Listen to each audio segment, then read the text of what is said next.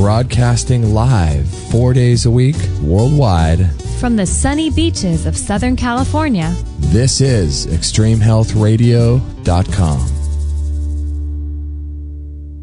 Hi, this is the Health Ranger, Mike Adams from naturalnews.com, and I'm listening to Justin and Kate on Extreme Health Radio. Tune in every day for awesome shows that will empower you to change your life.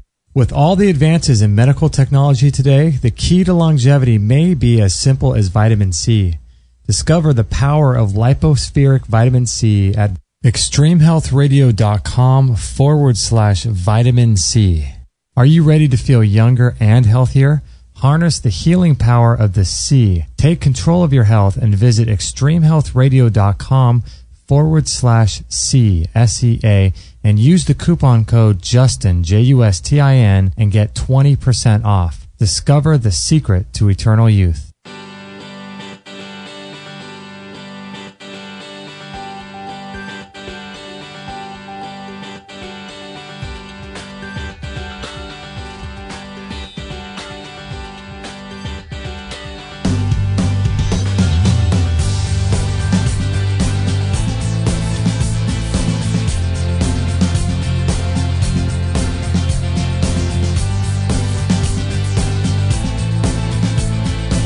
Okay, this is going to be a lot of fun. We have Elwyn Robinson on the line today, all the way from Portugal. My gosh. As you say, the power of the internet, the magic of the internet. I know, it always is amazing to me that we could be in California, and what's the date today? September 29th, 2014. And someone could be listening 5 years in advance in Australia, and he's in Portugal, we're in America, and the person listening could be anywhere in the world. It's amazing, isn't it? Yeah. We live in a really cool time like that, don't we? Yeah, it's really cool. I love it. All right, so this is Monday morning. This is episode 324 of Extreme Health Radio, so thank you, everybody, for joining us. We broadcast live 4 days a week on Monday, Wednesday, Thursday, Friday at 9 a.m. Pacific. If you guys would like to join the live show, that is at extremehealthradio.com/live. And there's a bunch of people in the chat room already, so this is going to be a fun show. I'm really excited about this. Today we have Elwyn Robinson. We'll introduce him in just a minute. If you guys would like to support our show, lots of different ways to do that, but if you would like to go through our link on Amazon, especially during the holiday season and back to school stuff and all that kind of thing, you go through our link, extremehealthradio.com/Amazon, anytime you make a purchase there, that will greatly support us, and we'd be so appreciative of that. And you can also visit our sponsors today, which are Live On Labs and Essence C, and those are some great companies doing awesome work, so make sure to check them out. Keep the show free and get some great products that way. And today we have Elwyn Robinson, and we initially heard about him a few years ago from one of our guests, Philip McCluskey, who was one of our first guests on our show.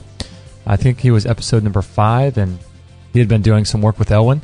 His website is elwynrobinson.com as well as lionheartherbs.com, and he's the founder of High Energy Academy, Lionheart Herbs, the Complete Detox Academy, and the Taoist Health Academy, which is really cool. And he's also the founder of the Health Coaching Institute, and he is the author of the Easy Exhaustion Cure and Use the Power of Tonic Herbs, as well as his upcoming book, How to Detoxify Safely and Effectively. So let's see if we can get the connection going good. He's in Portugal. So thank you so much, Elwyn, for being on the show today. It's a pleasure. Thank you for having me. Oh, you're so welcome. How are things in Portugal today? Awesome. Warm, sunny, clear, beautiful. Makes it very easy to be very grateful to be alive. Oh, I love it. And are you living there these days? Yeah, pretty much. Yeah, as you can probably tell from the accent, I'm from England. But I kind of decided I wanted to make health my number one priority, and I went out here and I got the fresh spring water, from the top of the mountain nearby, and had all this local organic food. Everything seems to be local and organic here, even our sea vegetables and our salt, and everything is like local and fresh and awesome. You get local organic goji berries, from down the road. Oh my God. And the air quality out here, and obviously I'm not, doing a tourist thing for Portugal or anything, but, for me, for my values in life, I realized, I don't want to be in a big city in a cold, damp climate right now. I want to be out here. And so I made that decision a couple of years ago, and so far I'm still here. That's so cool. We spoke with Dr. Andreas Kalker. I think he's from Switzerland, and he's living in Portugal now. And then we also talked to a guy who's the head of the Budwig protocol, the Healing Cancer Protocol. I forget. He's a doctor, and he's in Portugal too. Is Portugal like one of the top spots for people to go to? Do you think in Europe for health freedom? Do you think or? Yeah, for health freedom. Yeah, I would say definitely. I mean, I guess it's kind of a little bit like you got Costa Rica or Ecuador over in the Americas. Uh-huh. So I'd say Portugal is kind of along the same lines over here. That is so cool. And we've heard some things as far as Europe goes, and even with England, where it's getting more and more difficult to get vitamins and supplements and things like that. Is that the case with Portugal or no?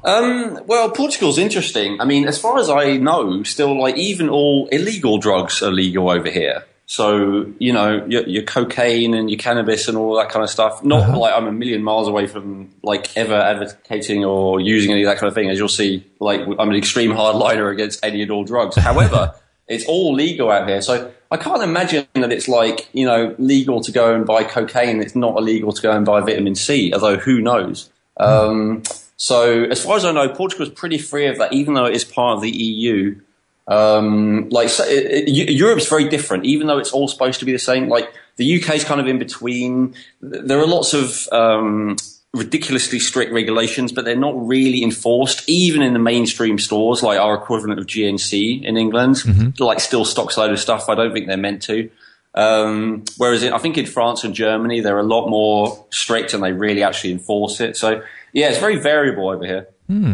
Hey, what happened with Scotland recently? Weren't they having a vote about being a part of the EU? I believe that they decided to stay with the UK. Did they really? Not that I'm really very up on politics or current affairs, but I believe that was the decision. Interesting. It's wild. I know for me, I'm the same way as you. Is I somehow I kind of choose, at least for this time in my life, I choose not to be involved in politics a little bit, just because of the negative energies and things, and how the news media spins all that stuff. Do you find the same thing? Yeah, absolutely. It's a conscious choice. It's not. I actually used to follow it as a teenager, believe it or not. I was really interested in politics and stuff like that, but I realised it's just. Yeah, I mean, we could go into a big discussion about it. I think some of your guests have done so with you already, but yeah, I don't think it really makes a difference. I think that the people who are really running things will continue to keep really running things. And I think voting these days is done with our wallets, not with a ballot paper. If we live in a capitalist society, which we do, I think your choice to take your dollars and spend it on, say, a local organic farm produce rather than spending it at a supermarket or rather than spending it with a huge corporation, I think that's the vote that matters in this day and age. That's my opinion. Yeah, we are exactly the same way. It's funny because I never really understood that concept, or none of these sort of concepts made sense to me as far as staying away from negative energies and things like that until I started really going down the health path and getting healthier and cleansing and eating a cleaner diet.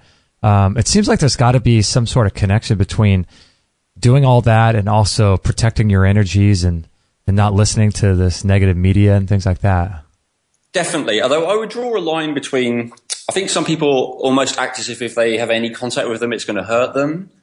In the same way, like some people who really get into the raw food movement are like, oh no, I can't have anything, otherwise it will, kill me. And I don't quite define that as health. I mean, to me, like the ultimate level of health would be to have like Rasputin levels of endurance, so whatever life throws at you, you're able to adapt to it and you're able to, stay strong. So, I think that's good, but I also don't think you get to that level where you have a very high adaptive capacity by constantly immersing yourself in things which are negative and destructive and which tear you down, So, I think we need to walk a fine line between, on the one hand, just keeping ourselves in away from that kind of negativity, whether we're talking about toxicity, whether we're talking about the news media, whether we're talking about, toxic people, maybe relationships, all that kind of thing, right?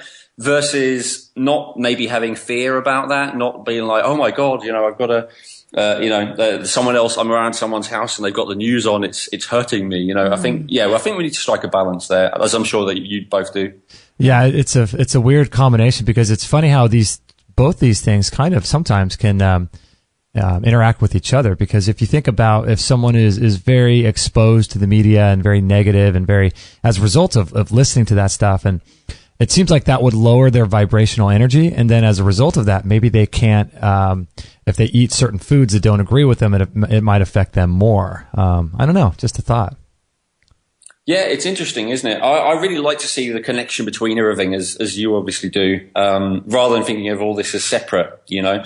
Like, for instance, I have so many clients or so many prospective clients come to me and say things like, I just don't understand it. I'm eating this pure 100%, you know, organic, raw food, you know, wild, whatever kind of diet. And yet I've got all of these issues, you know, I've got, I've got inflammatory pain in my joints, or, you know, I keep getting ill, or I've got a serious condition or whatever. And they just don't. They just don't see why that would be the case, considering they eat so well. And I'm always like, well, there's so much more to health than just food, you know? Yeah. And probably number one, and the funny thing is, there's not much that Western medicine, alternative medicine agrees on, but probably number one that they do agree on is stress. You know, that's the number one thing. And it's not all kind of stress, right? Like acute stress, so occasional stress. So the stress of stepping outside your comfort zone and doing something to challenge yourself, that's a good stress, you know? And the stress of maybe pushing yourself hard during exercise, that's a good stress. Unless you're really depleted or really exhausted, those kind of positive stresses are really good. But it's that chronic stress, you know, it's as soon as you wake up, you check your emails and then panic because you realize that someone wants something from you and you haven't done it yet and you're late for a deadline. And that just carries on all day, you know, up until nighttime when you kind of, you know, go in bed and you collapse just exhausted. And of course, most of us hold stress in our bodies going all the way back to childhood. That's just chronic, and often we don't even realize it's there. And so, yeah, it's stress. You know, this is really the thing. And I mean, I love superfoods. I love herbs, obviously. I love, you know, eating good quality food, all that kind of thing. But we have to realize there's more to health, right? And so, like you say, being aware that, you know, watching several hours of news a day, like as many people do, that's not that dissimilar to, you know, eating a McDonald's. It's you know, on the same par. I know. We talk a lot about that. Is this, Elvin, is this how you got into this kind of a shift in your own life? Did you kind of hit a wall with stress and you realized you needed to make a change, or what was your journey into this? Yeah, great question. I would say up until the age of 19, I was kind of like a zombie. And what I mean by that is, like, literally my life was grey. I took a lot of drugs when I was a teenager, and before that I was on a constant drug binge with sugar, right? I was a sweet junkie. And as soon as I could, I was a drug junkie. And by the age of 19, my life was very black, very bleak. I was very depressed, very angry youth, and very numb. Didn't really feel anything. And eventually, just as a result of pushing myself so hard with stress, I kind of broke down and I cried for quite a while, for quite a few hours. And afterwards I kind of immersed and I was like, oh my God. And I was like, feelings. I actually have feelings. Oh my gosh. Wow. Really? So that was a really big breakthrough for me. And I had all these kind of spiritual experiences that went along with that, which is quite common. And I think, you know, many people who I come across talk about similar kind of experiences, maybe Kundalini experiences. So what happened with you? You were crying and then you had a spiritual thing right then and there, or was it? Yeah, it was like a revelation. Like, I felt like I understood the interconnections between everything. I felt before that I could only see the surface of things, and everything seemed separate and everything seemed isolated from everything else. And suddenly I could see how everything was interconnected and everything was a reflection of everything else, and how, like, what was the universe seemed to be made of the interplay of these different archetypes. I was just going into the I Ching at the time, so I could see, like, the I Ching archetypes and, you know, these different combinations of basically yin and yang, this binary, how this actually formed, you know, the material universe. And so I felt, you know, very like, oh my God, you know, I've discovered all this stuff. And I mean, you know, it could all be dismissed as the ramblings of a madman, of course. But it made a lot of sense to me, and it actually seemed to make quite a lot of sense to quite a lot of people around me as well. Wow. So this then made me go off on a journey of spiritual discovery. And I actually went to live in the wilderness of the northern England, living in what's called a yurt. You might be familiar with it. Oh, yeah. Yeah, living out in nature, drinking, you know, spring water. Still taking lots of drugs, but other than that, living very healthily. But more importantly, I think living with the earth. So I did that for a good 5, 6, 7 years, 8 years. Eventually went back to the normal society, and we're still kind of struggling. And I had a kind of breakthrough moment in my life where I was getting more and more worn down, more and more sick, more and more depleted. I was getting ill more and more regularly, getting throat infections, sinus infections, ear infections. My teeth were starting to wear away. My dentist told me that freaked me out. My hair was starting to fall out. And this is like in my mid-20s, you know. Wow. Not very good. And so I just had this epiphany that like I couldn't carry on this way, and like the incongruence between the spiritual person I fancied myself to be and this reality of this person who would wake up in the morning and cough as a result of smoking, like kind of suddenly hit me. And so I decided I'm going to get healthy. I'm going to do whatever it takes to get healthy. I'm going to get healthy or die trying. So did you get into health? So it sounds like you got into health a little bit after you got into spiritual practices and things. Yes. Yeah. For me, it was the other way around. Huh. So you did the spiritual ideas first. Yeah. For a good 6-7 years, something like that. Wow. Yeah. So how did you support yourself living that long in the yurt in northern England? Didn't do a lot, didn't eat a lot. I remember once myself and my girlfriend had like £40 a week between us to live on. Oh my God. Whoa. What's that, like $60? Yeah. So yeah, like we got by. We ate lots of greens from the garden. Wow. But yeah, I mean, it was a struggle, and it was pretty miserable still. After a while, eventually I got a job as a chef because I kind of like that. I kind of like the idea of preparing food, being around food. I always kind of liked food. And so that's pretty much what I did until I eventually stepped into this. And so you got into. I love this idea that you talk a lot about the Taoism and the Eastern approach to health. So is that about the same time you learned about that and started implementing some of those principles? Almost. So when I decided to get healthy or die trying, for the first almost 2 years, I did all the stuff that the alternative Western world tells you to. But actually, first of all, I went to see the medical doctor, and they basically said, you know, nothing wrong with you. You know, we'll sign you off work because you obviously look stressed, but that's basically it. They didn't really give me any advice how to deal with the stress. So I went to the alternative Western model, and I spent 1.5 years pretty much just doing everything it said. And so what's that? I just quit all the drugs. I quit gluten. I quit dairy. I quit, you know, everything that's supposed to be bad for you. I've actually realized about soy, right? Sugar, all of this stuff. Right. So I quit all that stuff. I fasted sometimes. I started taking all these nutrients, these superfoods, these vitamin supplements, everything. And you know how I felt? Like crap? Yeah. Awful. Worse than ever. Really? By far. Oh. So weak. So I remember my friends, they just looked at me. They were like literally, you look like you're half dead. You look miserable. You've just given up all your pleasures in life, right? Which would have been the drugs and, you know, the partying. It just seemed like the most ridiculous thing in the world to them. And it kind of did to me sometimes, but I was determined to stick with it. And so one day, just once upon a time in this, like, I think at some point it just became like bloody mindedness. Like I had to stick with it because everyone told me that I shouldn't, you know, but it was really getting me nowhere. And of course I didn't understand about detox and detox reactions and all this kind of stuff that I now teach. This is how I learned the hard way, you know. But I eventually, I just had a vision in my head, like you need to go and see like one of these Chinese doctor places. And I'd never actually been in one before. I'd only looked from the outside and seen all those kind of funky looking things in jars and thought that looks kind of interesting and a bit weird. So I actually, like there used to be 3 in my hometown. I went for 2 of them and they both shut down. Eventually I found another one, like an obscure corner of town, went to see her. And so there's a woman in there in a white coat, but otherwise it basically looked like a one-woman show, which it was. She kind of doubled as both herbalist, acupuncturist, and receptionist all at the same time. Oh my God. And she started squeezing various points of my legs, and she goes, "Does that hurt? Does that hurt?" I'm like, yes, stop it, And she's, okay. So this is because, and she said, okay, so this is what's wrong with you. Your kidneys are severely depleted. She said, I've never seen someone your age in your mid-20s with kidneys that low. And the reason is because your heart is overheated.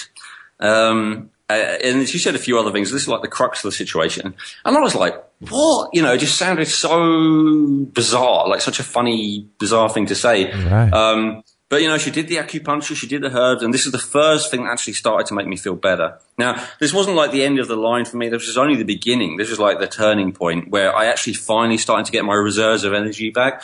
And, of course, if you are severely depleted and you try and detox and you try and quit these things that you're addicted to and all the rest of it, you will feel horrible. So like as I started to replenish my reserves of energy, I actually started feeling better. And then from there, I got into all kinds of other things. And I got into personal development stuff, like Tony Robbins was a big breakthrough for me. I got into alkalizing, and I got into raw food. I got into blood sugar balancing. I got into parasite cleansing, liver flushing, proper full body detoxing, all of this kind of stuff.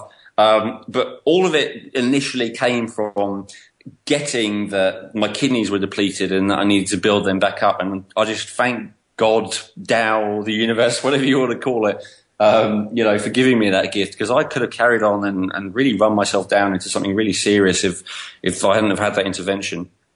Absolutely.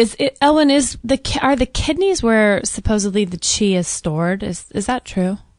So chi, is our everyday energy, what science might call ATP, right? Adenosine triphosphate. And that comes from the air we breathe and the food we eat. And of those two, the air we breathe is by far the most important. I looked this up in sports fitness science. And if you have 1 unit of glucose in an anaerobic environment, your body can turn it into 2 units of ATP. Well, if you have 1 unit of glucose in an aerobic environment, it can turn it into up to 38 units of ATP. So we can get up to 19 times as much energy from the same amount of unit of food if we have oxygen. So the way that Taoist looks at it is most of your energy actually comes from the air you breathe, right? And so your nutrition and your digestion is like a small part of it. Crucial, but small. Wow. So that's your everyday energy. That's what we think of as energy. But the Taoists recognize 2 other forms of energy, one of which you're asking me about, they call Jing. Sometimes also referred to as Qing Qi. And that's just like what I call your reserve energy, or also your adaptive energy. In the West, we would translate that as adrenal energy, or mental energy, or sexual energy, or even like animal magnetism, like charismatic energy. All of those fall under the same basic category. And so the kidneys and the adrenal glands, as well as the sexual organs, these are where these are stored according to the Taoist system. That's fascinating. Yeah, I'd heard that. I just wasn't sure if that's where they lied. Yeah, we're going to take a little bit of a break. This is really interesting. I want to get into a little bit more about that because I'm really fascinated. Qi, Jing, and Shen is what they're 3 called. So we're with Elwyn Robinson and his website. If you guys are interested in checking him out, it's elwynrobinson.com as well as lionheartherbs.com. And I'll put that link in this show page, which is episode 324.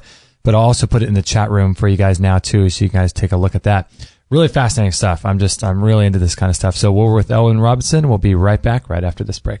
I have to say, I have been absolutely loving this product by Tristan Truscott and Peter Ragnar called Good Morning, Good Evening Qigong. If you want to listen to the interview we did with Tristan, you can go to extremehealthradio.com/127.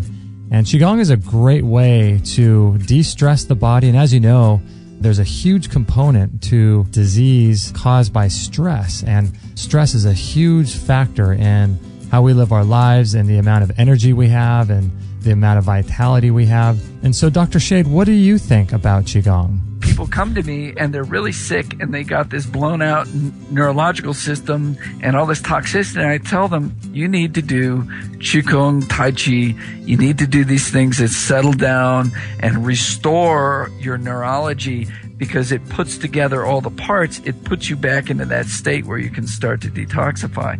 And so I highly, highly recommend all that. And what about you, Kit Campbell? What do you think about Qigong? Do you like it as well?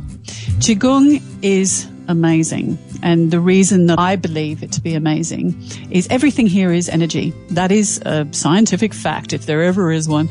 So when you're practicing Qigong, you're actually drawing energy into your body. Your intention, whatever your intention is behind any action, will determine the level of energy, type of energy that you absorb into your body. So your intention behind is very important, just like thought.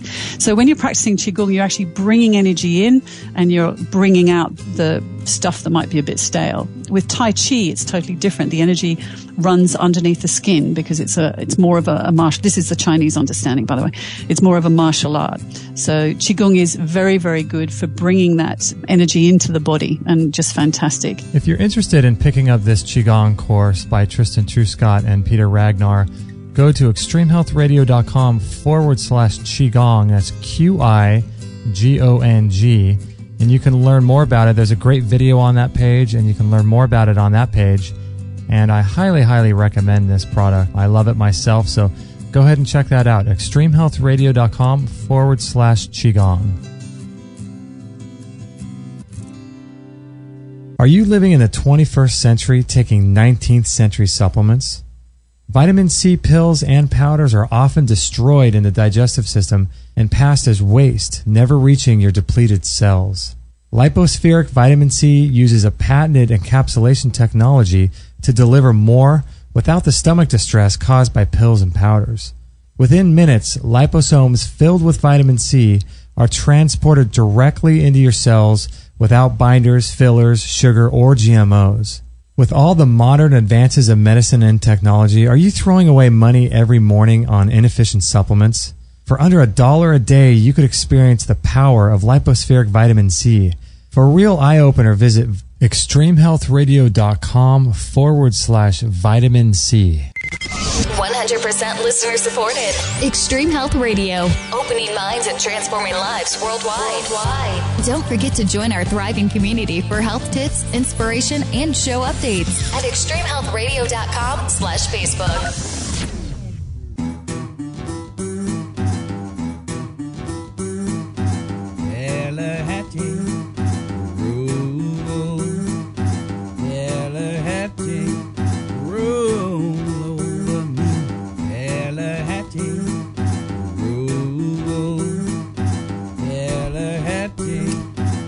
All right, we're learning a lot of cool stuff here about Chinese Taoist herbalism, and we're going to be getting into energy and detoxification and cleansing with Elwyn Robinson from LionheartHerbs.com. This is awesome stuff, right, Kate? I'm so fascinated by this. We have a lot of people on talking about herbs, but everyone adds a little something different to the conversation, and I always leave with some new information that I hadn't before. I know, it's pretty cool, huh? So, Elwyn, I wanted to ask you... Can I just say they're the best adverts I've ever heard? That's so funny. What's that? Can I just say they're the best adverts I've ever heard? That's so cool. Oh, is that right? That's so right cool. On. Yeah, we love it. Very nice. Yeah, we love that Qigong stuff. Do you practice any Qigong yourself? I was going to say, I can see I'm preaching to the converted. I do. I recently, like at the beginning of the year, I certified to be an instructor in Mantak Chia's system of Qigong. Oh, really? The healing down system. Mm-hmm. So I'm an instructor in that. However, at the moment, I'm practicing this kind of new system, which I can't recommend a book or a link or anything for because it seems to be completely underground so far. But it's kind of based on some ancient Taoist practices, and they're specifically all about opening up and strengthening the meridians of the body through a combination of different stretches and different massages. So I'm currently working on that. It's not a million miles away from any other kind of Qigong out there, but I guess it's different in terms of rather than doing these soft, gentle flowing movements, you're actually quite pushing your muscles quite hard to really open up the channels where chronic muscular tension would otherwise be blocking the free flow of energy. So, yes and no. Yes, I am, but no, I'm not quite doing the kind of usual stuff at the moment. But I'm really enjoying what I'm doing. Yeah, it's really cool because especially in the Western culture, there's so much emphasis put on working out and training in the gym and lifting heavy weights, and I love doing all that. But it's I think it's a really great balance to do. I've never really done Tai Chi, but some of these like moving meditations, I don't know. I find them to be such a great balance between the other side of the coin.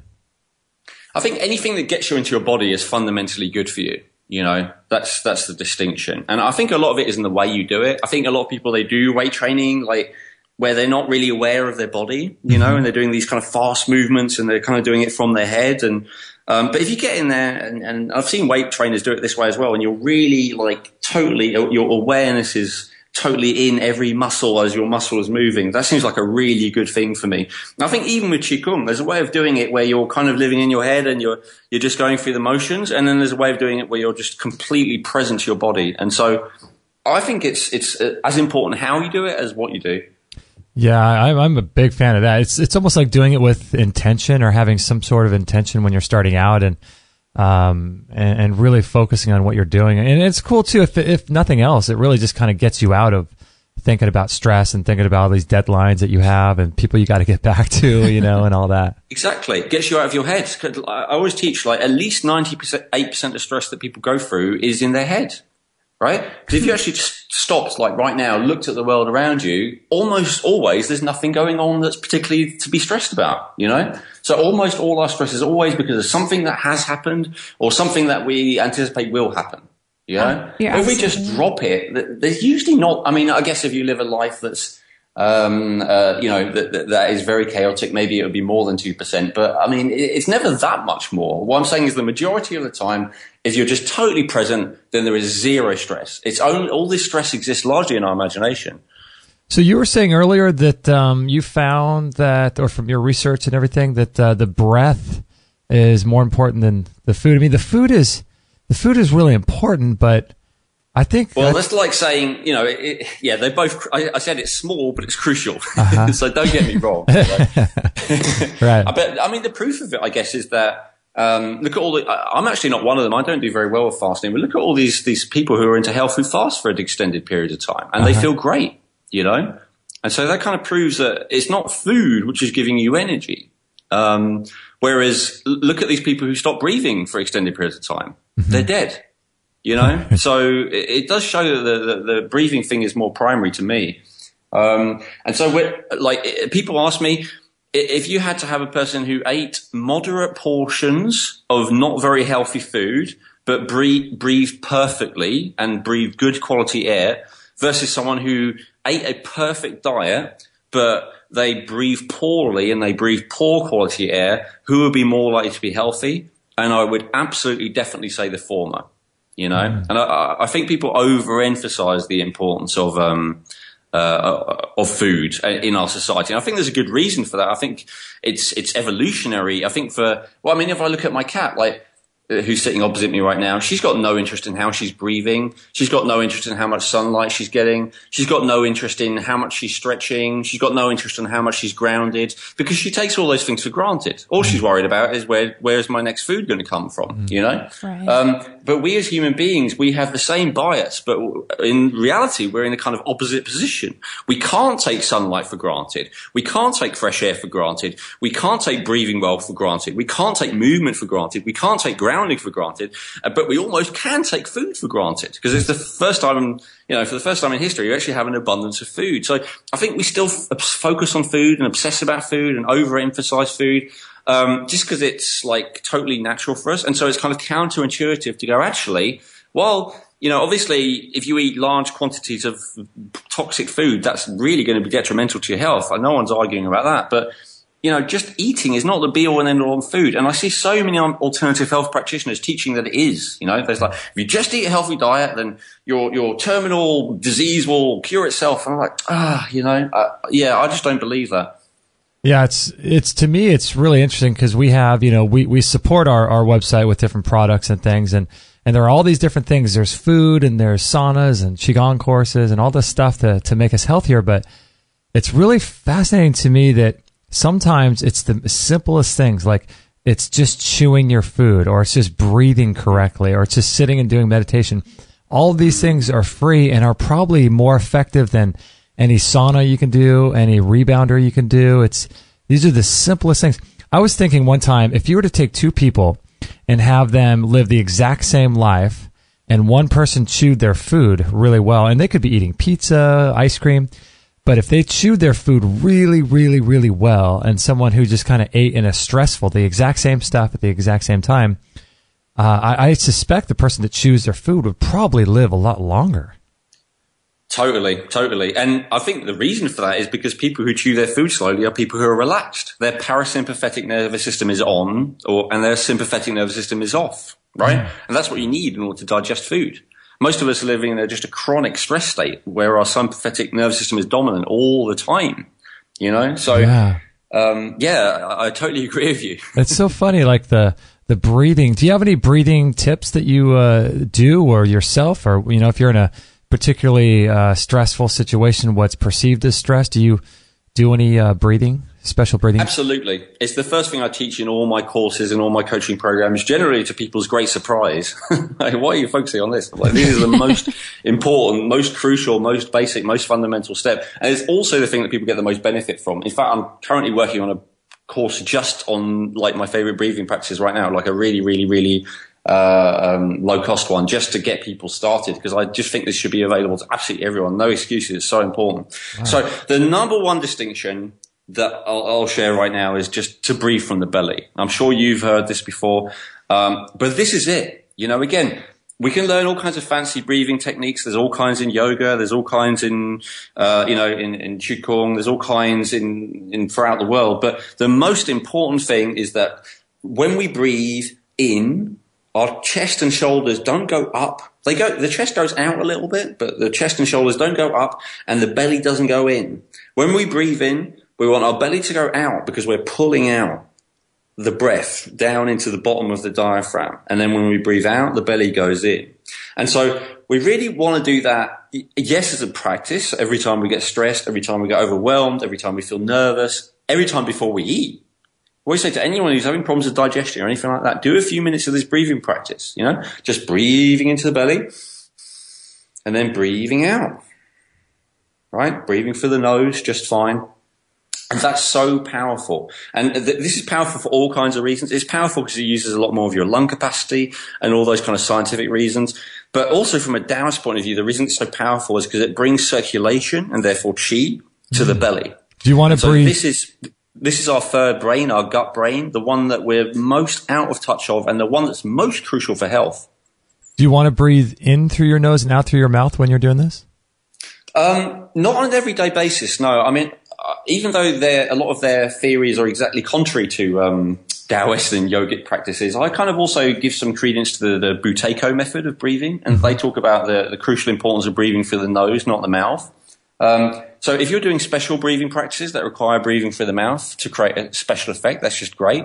But if we're talking about just an everyday breath, like we are right now, I encourage people to breathe just through the nose. It's definitely beneficial. It helps your body to modulate the temperature of the air that's coming in so that it's least damaging to the lungs. So that's true from a Taoist perspective as well. So especially important if you're breathing in hot or cold air. So just, breathing in through the nose, breathing out through the nose, and breathing into the belly. And we really want that to be the way that we normally breathe, like the way that we breathe when we're not paying attention to how we're breathing. And I would say the step of going from chest breathing to belly breathing is probably more important than the step of going from eating badly to eating well. In my experience, having watched and observed many, many people do both. Wow, that's a lot to be said there. So if someone, I'm thinking, if people are, trapped in a room, like let's say they're in school or something and and they can't get out of a building and they don't know how good the quality of the air is, would they want to wait until they can breathe better air to do this? Or is this something they could do? That's a good question. I mean, it depends how appalling the air is. Certainly, if you're like in a room with poisonous gas, you might want to hold your, breath for a minute while you escape. But no, generally we want to breathe fully and easily, even if the air quality is not that great, for all kinds of reasons, because the level of relaxation that will cause in the body will cause a cascade of other health benefits. So even if the air isn't ideal, but I mean, when you talked about school, I'm assuming that most of the people listening to this, if not all of them, are like 18 and over, right? So at this point, we have to say, well, legally, you are in charge of your life and you can do what you want to do. Obviously, some people have to go to school, some people have to work. But you can still ask yourself, how do I want to do that? I know it's possible to work from home or from a remote location. I know it's possible to study, go to college or university from a remote location. And this is just a question of what you prioritize again. I mean, I know for me, for a business and a social perspective, it would be better for me to live in England, right?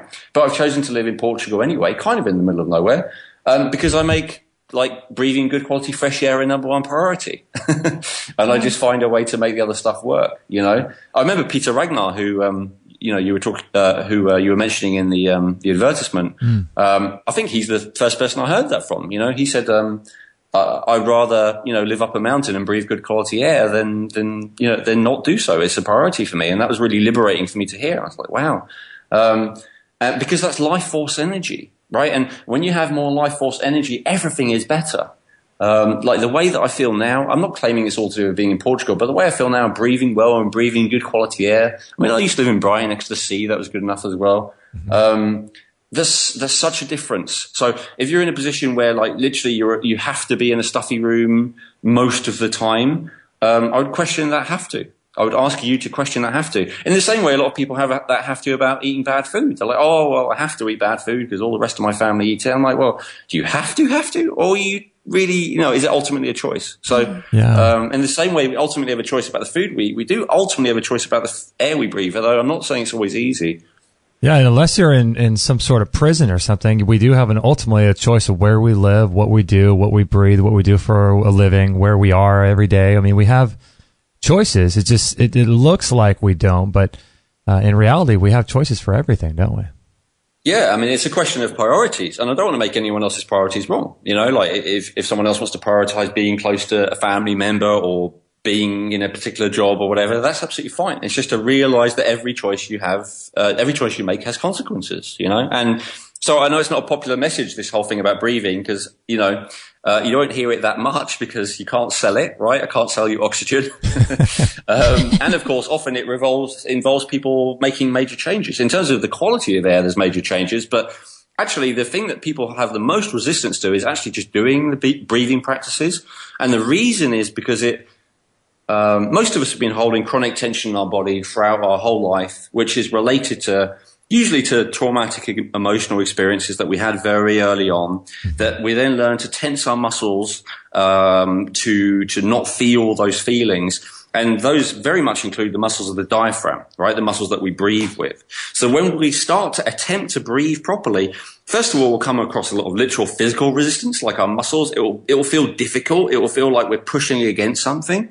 And then, of course, it can start to bring up these emotions that we've been, really suppressing our whole lives. And so it's not an easy thing to do. But I would also say there's nothing that's more worthwhile. Like I did a survey of my audience recently, not my clients and customers, but the people who are my subscribers, and I asked what goal they would ultimately like more than any other. And I was very interested to see. I gave like a list of maybe 15 different options, and the one they picked, like the number one option, was feeling joyful and alive. Wow! I thought that's very interesting, right? And of course, the reason why we don't feel joyful and alive is because we are tense, because we are not breathing, and because we are not allowing ourselves to feel full stop, right? And so because we are blocking our feelings and we are keeping ourselves emotionally numb and we are keeping ourselves physically rigid and we are keeping ourselves from breathing fully, then there's a myriad other health problems that show up. I mean, like when we are that way, we're not detoxing enough because the main channel of detoxification is through the lungs, right? We're not taking in enough energy, which means that then we're going to overeat and take stimulants and other drugs to give us an energy boost to get through a day for our already too busy lives, right? Which then creates a state of acidity, which then attracts parasites and other kind of opportunistic organisms, which then create more toxicity, which then create, more pain, which then create more drugs and painkillers. And it's just on and on and on and on. And to me, that cycle, not always, but the vast majority of the time, it starts with this tension and this not breathing. So I really don't think I'm overestimating the importance of breathing. I don't think it's possible to overestimate. I just think it's absolutely huge. And I understand that for everyone who's heard it a million times before and never really consistently acted on it, there's a reason for that. And that's because between you and that joyfulness and aliveness and that freedom that you want, there are probably these feelings and there's probably this tension, but it's worth it. It's worth it to clear all that out, to feel fully alive, to feel fully energized, to feel fully joyful. I love that. This is just such a good reminder. We're with Elwyn Robinson from LionHeartHerbs.com. We're going to take a little bit of a break. Reminds me of that episode we did with Daniel Vitalis where we did a 4-part series on earth, air, fire, and water, and where he talked about breathing clean air, right, Kate? Oh my gosh. Isn't breathing just the name of the game? It's really. We have a great question in the chat room in regards to breathing when we get back as well. Oh, cool. Awesome. All right. Elwyn Robinson, this is episode 324. His website is lionheartherbs.com if you want to check that out. Really great guy, really doing some awesome things. And we're going to do a little commercial here for another one of our friends who's from England as well. So we'll be right back right after this. Hey guys, if you've been following our work for any length of time, you know that I'm a big fan of raw food. I did a raw food diet actually from 2003 to 2010, 100%, and I loved it. And raw food is a huge part of my diet, and I just love it. And if you're interested in making healthy, really amazing raw food dishes without spending hours and hours in the kitchen, I would highly recommend checking out a program put together by Russell James called the Raw Chef Program. You could check it out at extremehealthradio.com/raw chef. And I have to say, it's absolutely incredible. I have it, and it's got hundreds of hours of video, professionally done video along with workbooks and PDF files. And he walks you through how to make the most amazing, delicious raw food meals that don't take forever. Everything from mock pizzas and pasta to ice cream to cheese to fluffy bread, if you can imagine it. It's incredible. So I highly recommend you checking it out. It's you can check it out at extremehealthradio.com/raw chef. And I think you are absolutely going to love this program. So check it out now. Feel younger and feel healthier. Harness the power of the sea through S&C, delivering you whole body wellness. S&C supplements are specifically formulated using active sea-based minerals at levels that correspond directly to the nutritional makeup of the human body. The unique and original S&C product line is enhanced by the legendary Dr. Ron Kusan's proprietary processing technology, increasing the efficiency and speed of nutrient delivery into our system. Achieve optimal hydration and mineral balance, decalcify the body to provide rapid relief from chronic diseases and ailments like inflammation and digestive dysfunctions. S&C is a life-restoring solution to ensure optimal health and wellness. Visit extremehealthradio.com/SEA today and discover the secret to eternal youth. If you enter the coupon code JUSTIN, JUSTIN, you'll get a 20% discount on all orders for a limited time. So why wait to be well? Go to extremehealthradio.com/C. All free shows, all the time on Extreme Health Radio. Opening minds and transforming lives worldwide. Join our community today. Sign up to our email list and instantly get our free gift to you, along with loads of inspirational content and cutting edge tips to help change your life at extremehealthradio.com/subscribe.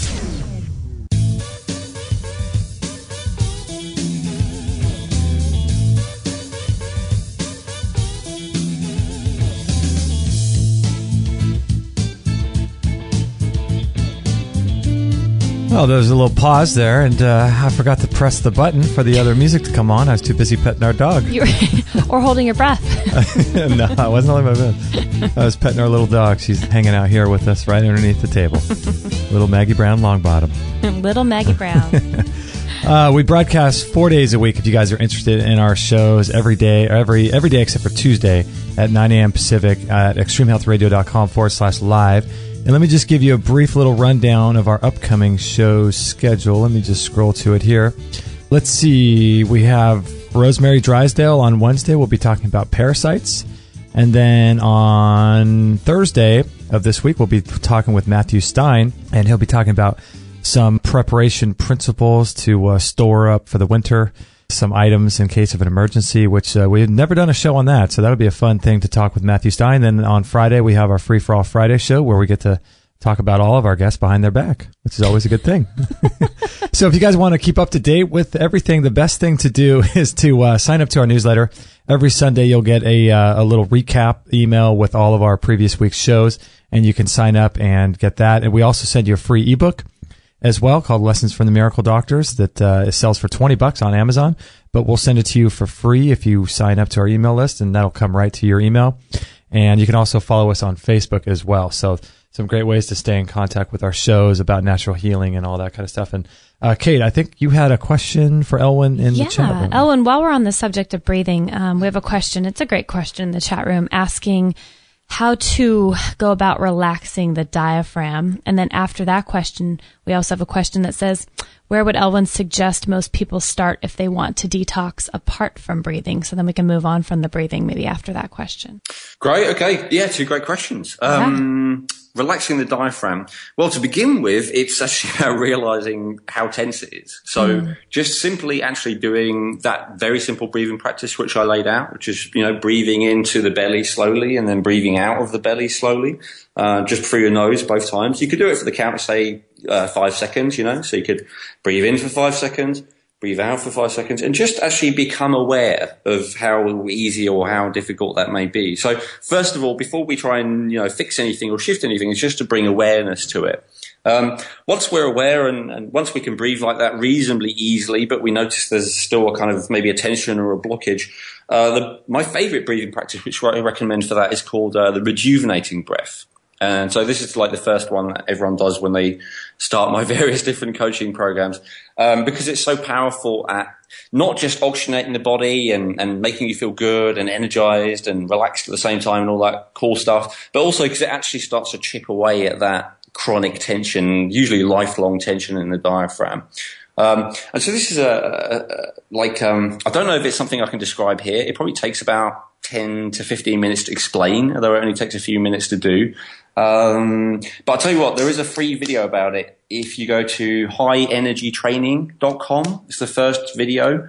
That will actually talk you through it, and then you can kind of do it with me. So that's great. That's probably like the best answer I can give for that. But just start off with what I've already recommended, and then if you do notice that there is some tension there and it's not just effortless and natural and easy, then maybe check out that next training to start to shift some of that tension and make it easier and easier, more and more like a flow. Interesting. Wonderful. Okay. So was that highenergytraining.com? Is that what that was? Exactly. Yes. Okay, that is so cool. Yeah, breathing is something people could do. I just put that in the chat room. Something that people could do. Gosh, they could do it anywhere, and I think it would help. So I think the biggest thing is to realize the importance of what it does and what it can do for you, but then also bringing that awareness. That's the whole thing, right? When people get stressed and they're driving or they're in stressful office situations or with friends, they just forget, don't they? Yeah, that's the key thing. And that's why, I suggested just starting with that simple one. And because it is one that you can do anywhere. You can do it, if your boss is shouting at you at work, you can do it if you're, tempted to shout at someone in a road rage situation. You can do it if you're feeling anxious before a job interview without looking weird. You can just breathe in and out of the belly very gently. A few seconds in, a few seconds out. And I recommend for people to do it at these key times. Number one, before you eat. That's the best time of all to do it. So before breakfast, before lunch, before dinner, and then ideally before sleep as well. Okay? And if you just did that, and you just make it, this is a great way to me of making it a rule so that you actually remember, because almost no one I meet ever forgets to eat. But they all forget to breathe well, right? Right. So rather than trying to start a new habit, we just attach a new one to an old one. So it's okay, go ahead and eat. Just do, and then whatever you want to challenge yourself to do. 5 minutes of breathing practice first. If that feels unrealistic, even 2 minutes or 1 minute. Well, actually, and this is really good if you get an M-Wave machine, which is this machine that measures the coherence of your heart and your stress levels, and you can kind of hook yourself up to this, and it'll measure it, and you'll see how just 1 minute of this kind of breathing will radically reduce your stress levels. My claim to everyone to not believe me about, but test, is that 10 minutes of this kind of breathing will completely shift any kind of state that you're in. Right? And so if ever you're upset, if ever you're, in the midst of overwhelm or anxiety or guilt or anger or anything like that, just try doing that breathing practice for 10 minutes and then tell me if it isn't significantly or totally different by the end of it. And it pretty much always is, because all negative emotions, so-called, are tied to a certain way of breathing, or usually not breathing, like a tightness and a lack of breathing. That's the easiest way to get started is to do it before food. And it is so beneficial to do it before food for the same reason you said, Justin, because most people when they eat without awareness and they eat in a way that's rushed. And so basically their stress hormones are still going. And for those who are familiar, the parasympathetic nervous system is called our rest and digest part of our nervous system, right? And I think people, they hear the rest, but they forget the digest. So the idea is, in order to digest, you have to be resting. You have to be relaxed. You know, this is where the traditional idea of doing a blessing before a food as well, right? Focusing on what you're grateful for. Again, that will help to relax you. So to start off with, we're probably not going to remember to do it in the heat at the moment, but if we can make it a habit to do it before we eat, then that in itself will transform your life. And you won't forget to eat. So, you could put like a big sign on the fridge, like breathe for 2 minutes first, or on your dinner table where you normally eat or whatever. And, I've had so many clients do that. And I'll tell you, the reason why I got so hugely onto this breathing thing is not because I think it's a nice theory. It's because I've worked with thousands of clients now over the last few years. And it's the one thing that I found most consistently helps everyone. Really? Yeah. It seems like it would make everything else, there's always an exception. Oh, no, I can't take that because I'm allergic to that. Oh, no, when I eat that superfood, that's not actually good for me. Oh, when I do that exercise, it actually tires me. Every other health thing I've ever recommended, even with water, with some people, they're like, oh, well, I can't drink too much water. And eventually I realized that's because they're electrolyte depleted. But, with everything, even simple things like drinking water or eating greens, there's always some person who can't do it or where it doesn't benefit them. But with this, it's universal. Everyone who does it and gives it a go and does it properly and, basically everyone who gives it a chance always benefits. It's amazing. It's as close as I've ever come to a universal cure-all panacea kind of thing. Yeah, because, it doesn't matter what people eat. Paleo, they eat raw, they eat vegetarian. It doesn't really matter. I mean, we all breathe. You know what? I have, every now and then, if I eat too fast, or if I eat too much, if I let myself sort of get really hungry and then I get ravenous and I'm unconscious and I eat and I don't chew, sometimes I'll get indigestion. And I bet you anything that if I start doing this breathing thing, I would never really get that. You wouldn't be able to overeat. You would be too conscious and too aware and too energized. I love that. What a great idea. It's so practical, and it's yet something no one thinks about. I mean, I never thought about practicing this before you eat. We don't learn how to breathe in school, which is the most important thing. If you don't breathe, you die, and we don't even learn how to do that. It's crazy.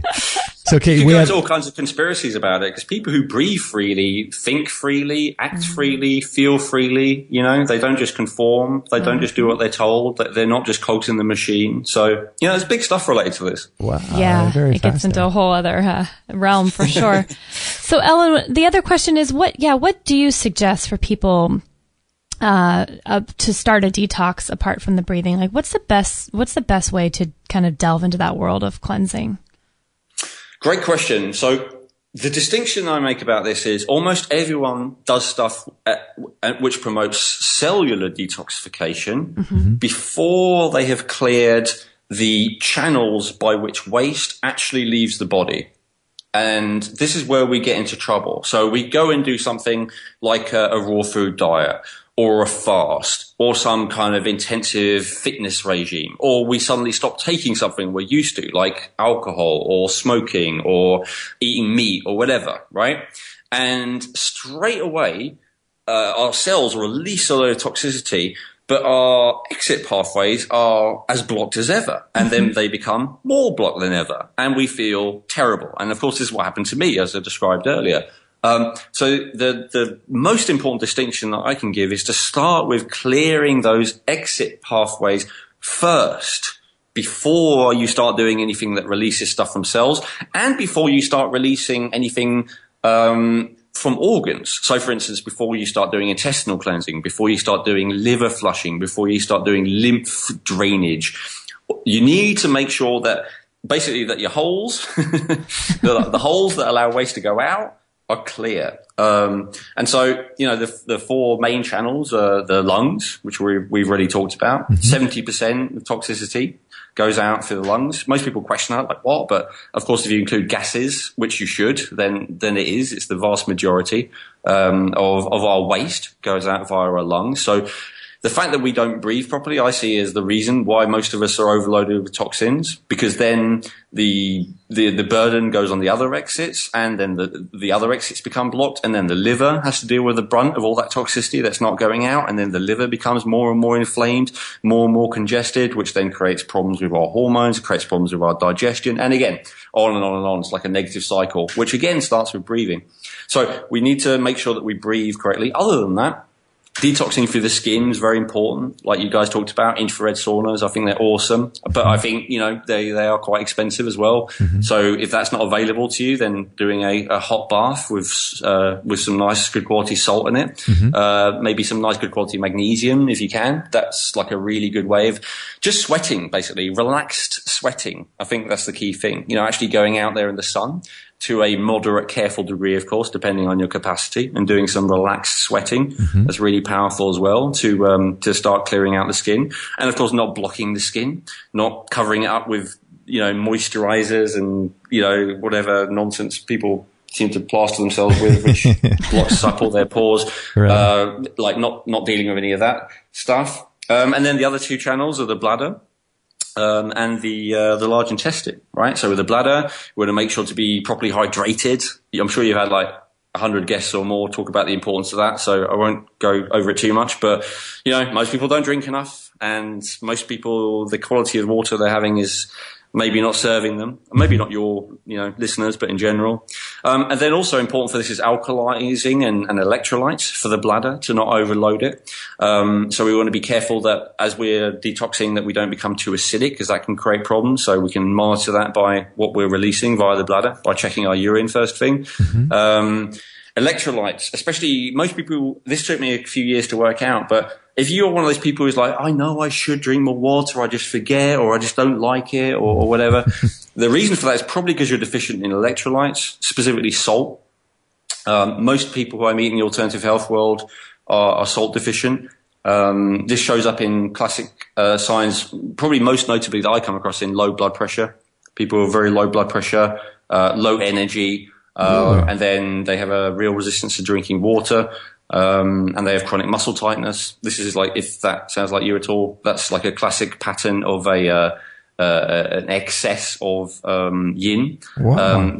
That you really need to get some yang, and the most yang substance that you can get is salt. You really need to get some salt in there. It's funny, most people in the mainstream world are the opposite. They have too much salt, and they have too much of the wrong kind of salt. But most people I meet in the alternative health world, they seem to suffer from a deficiency of salt. It's fascinating too, Elwin, because don't mainstream medical doctors, don't they say that salt and sodium is what causes high blood pressure? But I think they're kind of right, but it's just that when you meet people who have dangerously low blood pressure, who feel faint, who feel weak, who feel ungrounded, and who tell themselves they can't have salt because it's bad for them, I think they're missing something. And so what they find is when they start consuming more salt, it raises their blood pressure to a good level, right? We're not trying to get it to a high level. We want it to be an optimal level, right? And so again, this is not something you have to speculate about. If you're not sure about this, a blood pressure machine is only $15, $20, something like that on Amazon or eBay. Just go and check.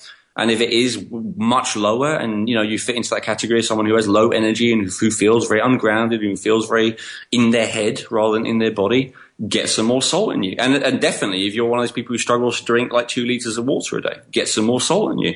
And you will.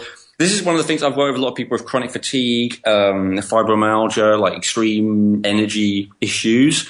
And the number one thing that helps them, other than breathing, is salt. Yeah, Elwin, I agree with that. Things are the cheapest usually. Yeah, I totally agree with that. I've had some fatigue-related syndromes myself, and on days where I'm feeling especially lousy, I sometimes forget, but I've been reminding myself to take, a little shot of water in a glass with a pinch of Celtic sea salt, and my gosh, you feel different within minutes. I've experienced it firsthand, so I totally agree with that. That's brilliant, Kate. And what I'd say is if it's an ongoing issue, try having more. Yeah, try having it on days that you don't feel. That's a great idea. I should. It's so funny that we get into these chronic, acute situations, but we kind of forget to make it a daily habit. But. Hey, Elwin, I just have a quick question here from our chat room. There's lots of different types of salts that people talk about. There's the pink Himalayan, the rock Himalayan, there's the Hawaiian salts, the Celtic sea salts. Do you recommend any particular type of salt? Any unheated salt is good. Because my focus is so much on hydration, I prefer the hydrated salts, so the sea salts rather than the rock salts like Himalayan. Okay. But it's all a million miles better than not having it if you need it. And it's all a million miles better than, like your standard heated table salt. So I don't think there's a lot in it. I personally use Atlantic sea salt, which is local. It's like 20 miles away. They collect it themselves, and I sell that on my store, Lionheart Herbs. So I guess that's the one I'd recommend, if any. But to be honest, any unheated salt is great. That's cool. Yeah, I like to do a little bit of salt before we go in the sauna when I, know I'm going to sweat out a bunch. Would that be a good thing? Very wise, yeah. And I just want to say, this isn't like a blanket, everyone needs lots of salt. It's a certain type of person, like I say, so an excess yin person, right? So if you're one of those people who has high blood pressure and you've already had your 2 heart attacks or whatever, don't have more salt, so it depends on the person. But if you're one of those people who have adrenal fatigue, who tends to push yourself much too hard, who resists drinking water, who has maybe a low blood pressure, who has low energy, who has muscle tightness, then try it. And try having a decent amount of it. I had one person who had such bad chronic fatigue, and they started having 3 or 4 teaspoons of salt a day, and that was just it was almost like a cure for them. It was amazing, So 3 or 4 teaspoons, that's a lot. It is a lot, but that's what they needed. So my point is, don't go by the textbook. Go by experience. Actually try. So for you, you said you have a pinch, Kate. Try and pick 2 pinches. Yeah. Right? And just, be very careful and be very gradual and really listen to your body, but also be open to experimenting with having more. Absolutely. And I think it's just getting back to like you just said, knowing your body. I think that when you can reconnect, I kind of joke around with some of our guests and say that I have organ awareness, but when you start having specific, awesome. well, yeah, when you have issues, all of a sudden you're very aware of what's going on in your body. And, you know where your liver is because you feel it. You know where your pancreas because you've experienced it. And I think that's actually a really good thing in the long run. At the beginning, it seems like such a tragic, oh my gosh, I can feel my organs, or, I know too much about my body, but we're so afraid of them that when we actually reconnect to our body, it's probably the best thing that's ever happened. What a shame that it takes so much before we start listening, right? It's Absolutely. like kids that we ignore until they start being juvenile delinquents, and then we finally give them our attention. I kind of see it as similar. So I absolutely agree with you. But the real tragedy to me is some people still don't listen, Kate. Then, they'll get into taking painkillers and taking Ambien to help them, or alcohol to help them sleep. And this is where it gets really serious. So, as long as we're actually listening when those pain symptoms come up, I think we're doing okay. I completely agree. So you work with people on detoxification and cleansing and all kinds of stuff like that. People can work with you directly. Yeah, absolutely. Yeah, I was going to say, that was I don't think I even finished the detox thing, but if you go to howtodoacompletedetox.com, there's a 3-part free training series that goes through everything in, minute detail, gives you all the training and how to do step-by-step kind of thing. The highenergytraining.com gives you a free training series on energy. And then if you go to Taoist, so T-A-O, not D-A-O, Taoist, healthandfitness.com, there's a free 4-part training on understanding the whole Taoist system, including how to build up those reserves of energy, how to build super immunity and all that kind of thing. So I give a lot of free training out. And then for those people who actually want to work with me, we have full-on courses where we guide you through everything step by step. Over the course of, several modules, depending on the program. We do live group calls.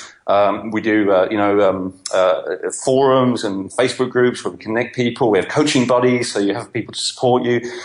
And to me, it's really about creating this community of people, like a mastermind group where we're all supporting each other to get these amazing results. Because I think, unfortunately, a lot of us, we just kind of feel alone with all this stuff, We try and speak not just with our struggles, but also our successes, So often you've got no one to share it with. You're like, oh, I did my breathing practice today and I feel really good. And your husband or wife will look at you like, what are you talking about?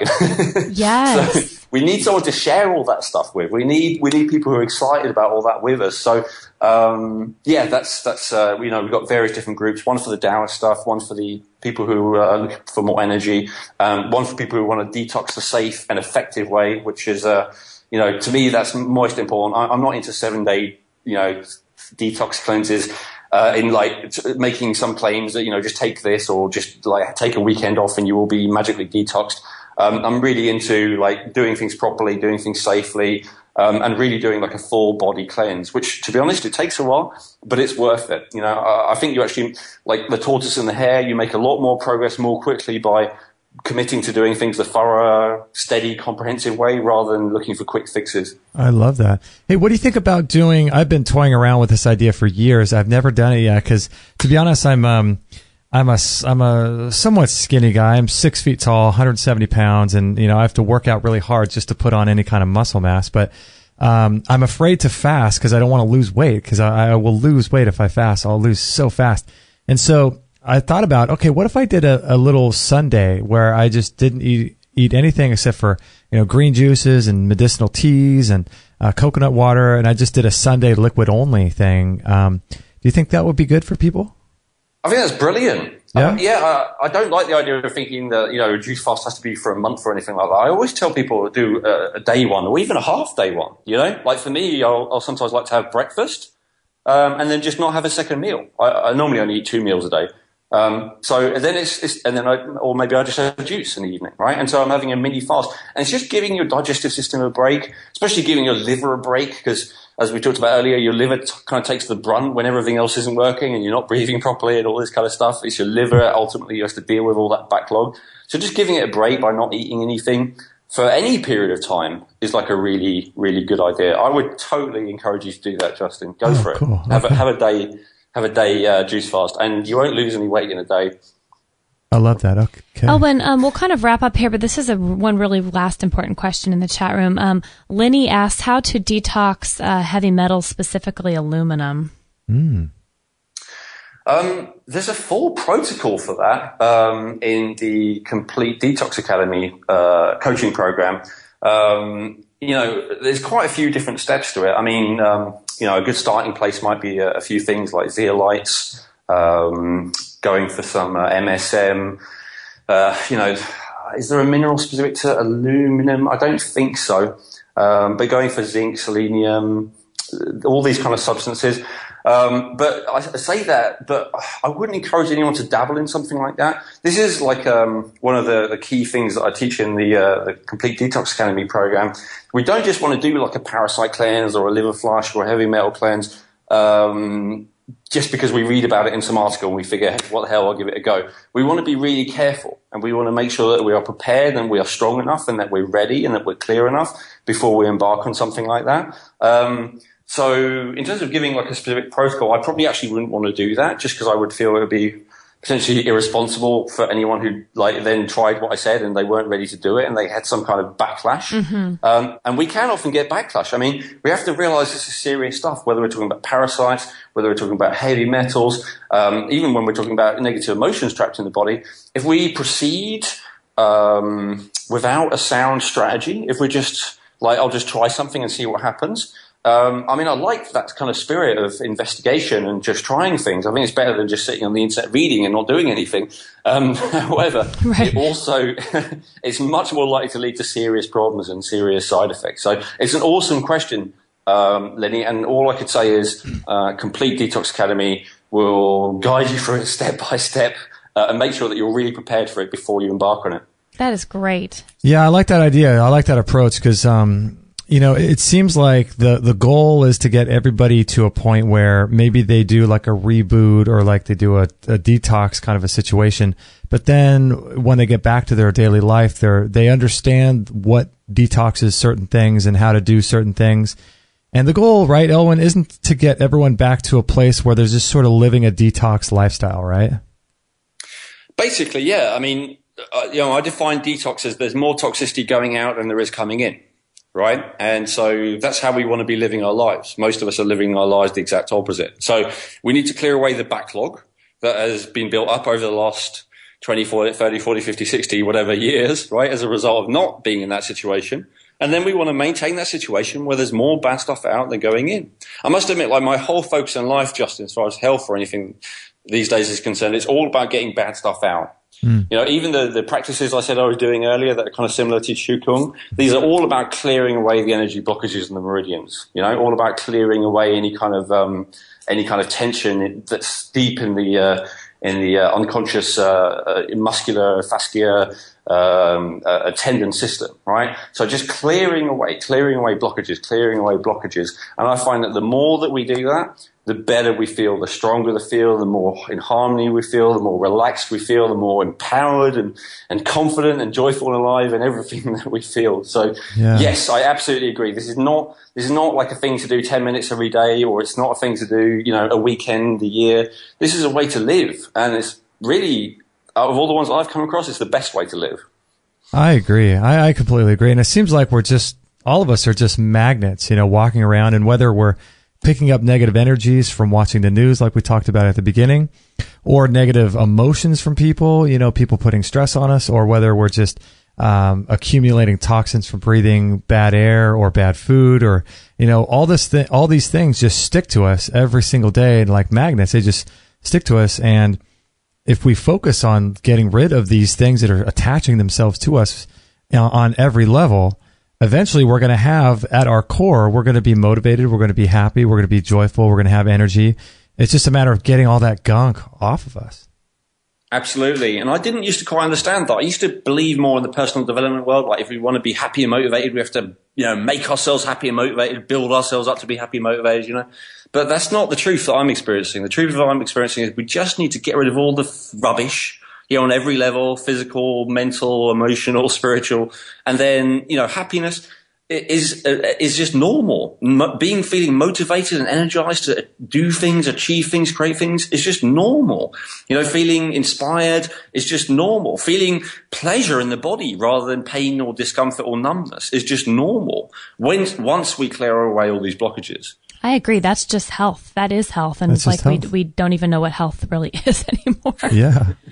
Yeah, it's amazing. Well, I want to thank you, Elwyn, for spending some time with us all the way there in Portugal. And it's just amazing. Thank you so much for the work you do. And so people want to get in contact with you. It's Lionheart Herbs. Is that the best place, or where would be the best place to contact you?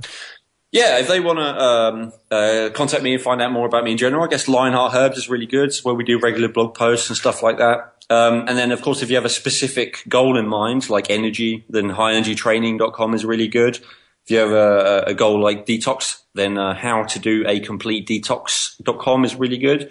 And if you want to learn more about the Taoist system, then taoisthealthandfitness.com would be the best place. My gosh, what great resources. This is awesome. I posted a bunch of those in the chat room, and we'll be posting them on the show as well. That's awesome. taoisthealthandfitness.com. I want to say thank you so much. I really enjoyed the interview. It's been some awesome questions. I really got to enjoy getting to know you better. And thank you for everyone who asked questions live. I really appreciate it. Oh, yeah. Maybe one day we can do a show on each one of those things, dive into each one of those different areas. Because all three of them sound fascinating. We kind of just briefly covered all of them today, but they all sound really fascinating.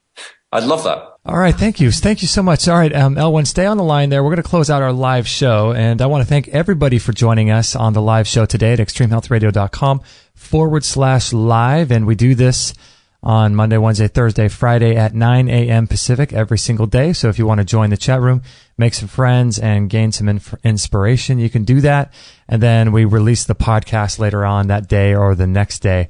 So I just want to thank all of you guys for being in the chat room. It's been so much fun. And Isby says, peace out, Elwyn. So this is just a great community we have going here. So I want to thank all you guys for joining us, and we appreciate it so much, and we'll catch you on the next episode. Thank you for this. It's been awesome and lovely to meet you too, Kate. Oh, thanks, Elwyn. I had such a great time. Appreciate you. Yeah, thank you so much.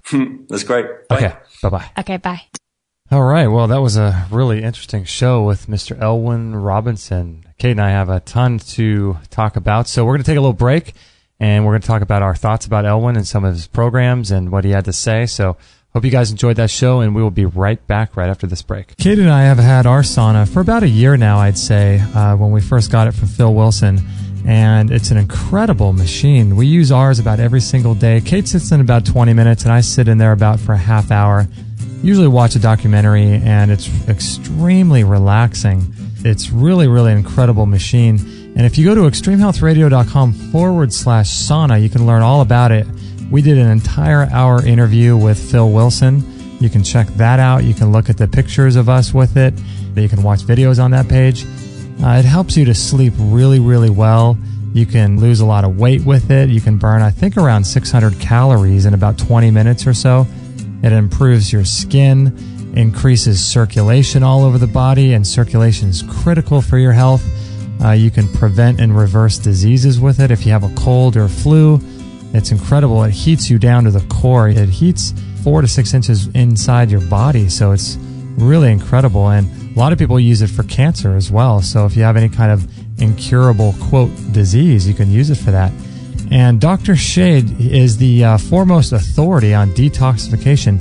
And listen to what he says about it. How do I detoxify from plastics? I mean, you guys are using a sauna, and what does a sauna do for us? A sauna is great, but it's moving a number of different toxins. Remember, we talked about the mice that if you put PCBs in there, then that made the mercury all that much worse. And sweating moves out a lot of plastics, volatiles, fat-based toxins. It's really good at moving those out, sweating those out.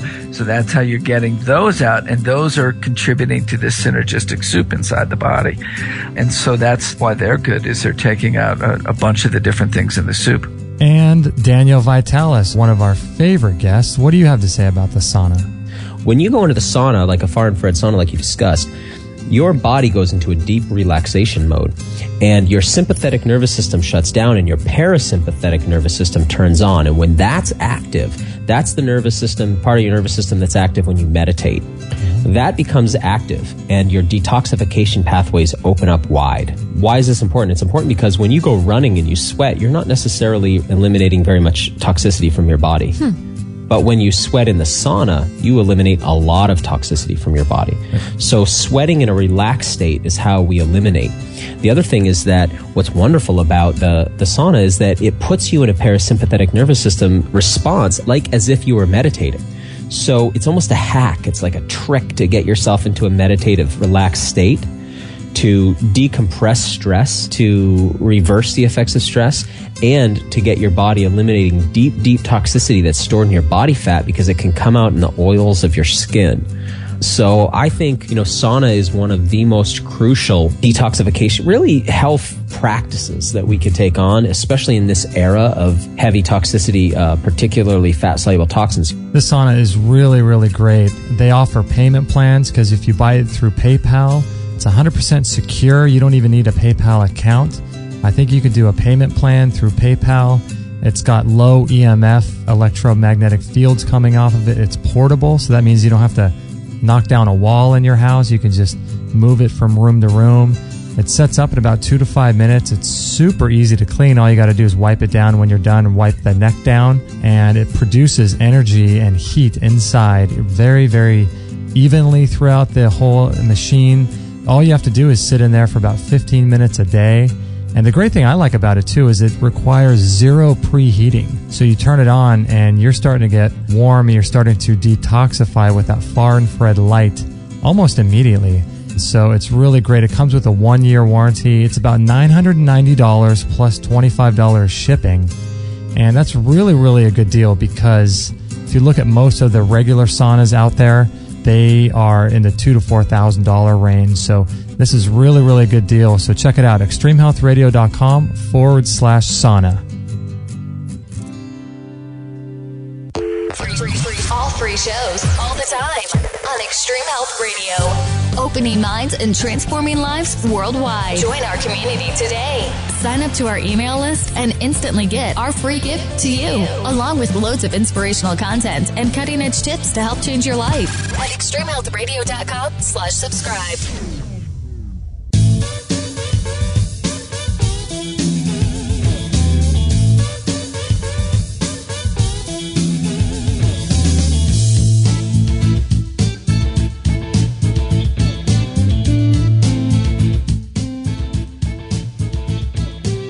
Well, another one is in the old can. I thought you were going to call it a bucket. In the bucket. Another one in the bucket. Another one in the can. That's what they say in the radio business. Since we're so familiar with how it really works in the radio business. I know, right? Hey, we learn as we go, and I love it. Hey, I've got radio in my blood. You do, actually. I do. My grandfather used to work for KNX Radio 1070. Isn't that cool? Yeah, my dad did radio. I think my dad did radio a little bit, too. Did he? Yeah, he did like high school football games and stuff like that. Really? Yeah. I've got radio. It's like Ice water in my veins. You were just ice water in your veins? Yep. Not blood in your veins? Nope. Oh my gosh, you're hilarious. That's how we say it in the radio business. Oh, is it? Yeah. Okay, I'll go with that. That's how we say it. You're funny. So that was a cool show. I loved Elwin Robinson. He was a really cool guy. Heck yeah. You know who he reminds me of? And his story reminds me of a lot is Eckhart Tolle. Oh, really? Yeah. The way that Eckhart, I read The Power of Now, which I think is one of my favorite books of all time. Uh-huh. But he basically hit crisis mode too with his, I don't even know if it wasn't really with his health, but his mental state. He was super depressed, super just wanting to give up on the world. He was suicidal, remember? Suicidal, yeah. And he basically was going to go through with it. And he had that kind of a spiritual awakening as well. And it just changed everything.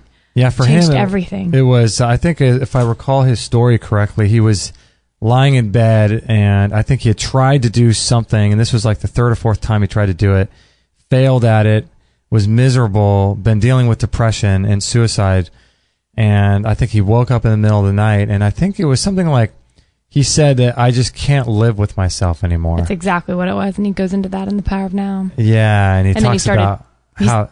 Go go ahead. Sorry. No, he talks about wait a sec, if I can't live with myself, is there two of me or just one? Yeah, my dual. Yeah. Yeah, if I can't live with myself, what does that mean? And then he goes into picking that apart, and he finds redemption really. Yeah. And life through that question. Pretty cool. But it just really reminds me today of Elwin's story about, I just get really sad of how many young people there are giving up or wanting to give up because they're gray. Like he was saying, they're living such a gray life, a gray existence. They're blending into the background. Like there's no vitality. That's not life. Like there's no life in that. And to see in both Eckhart's story and obviously in Elwin's today, like what the world would be missing if they weren't existing, first of all, but second of all, if they weren't living into their purpose. Yeah. And that's where I think the beauty lies. And man, Elwin has just created some cool stuff. Many different programs. And what are his websites again? I really enjoy him. High energy training. That sounds interesting.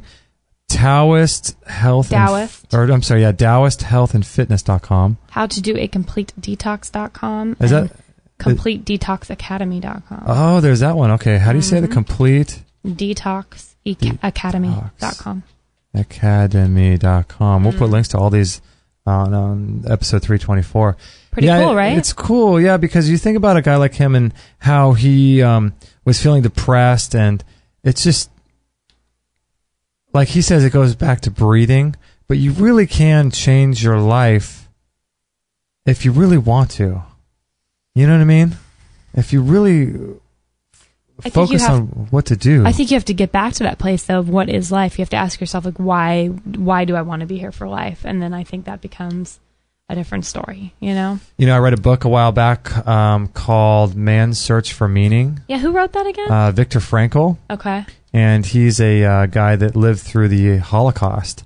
Oh, some of our other guests have mentioned him, actually. Ah, man, that is a good book. And he talks about this thing that he developed called logotherapy, Logo. Uh-huh. And it has to do with asking yourself questions about why you're here.